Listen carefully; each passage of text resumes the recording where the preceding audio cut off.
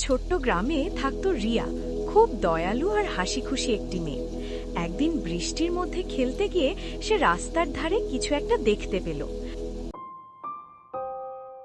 কাদায় ভেজা একটি ছোট্ট পুতুল একা পড়েছিল সেখানে।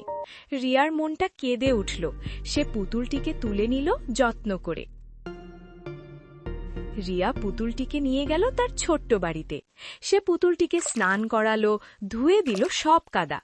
নতুন পোশাক পরতেই পুতুলটি যেন আবার হাসতে শুরু করল। হঠাৎ পুতুলটির চোখে দেখা দিল অদ্ভুত এক আলো। টিকি বলল, ধন্যবাদ রিয়া, তুমি আমাকে বাঁচিয়েছ। সে আরও বলল, সে এসেছে এক জাদুকরী খেলনা রাজ্য থেকে। এক ঝলমলে রাস্তা খুলে গেল। শুরু হলো তাদের যাত্রা। তারা ঘুরল খেলনা, পাহাড় আর চকলেট নদীর পাশে। সামনে দেখা দিল আলো ঝলমলে খেলনা রাজ্যের রাজপ্রাসাদ।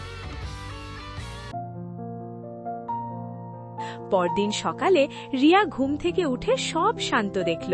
টিকি তখন আবার সাধারণ একটি পুতুল। রিয়া বুঝল, ছোট্ট একটুখানি ভালোবাসাই সবচেয়ে বড় জাদু।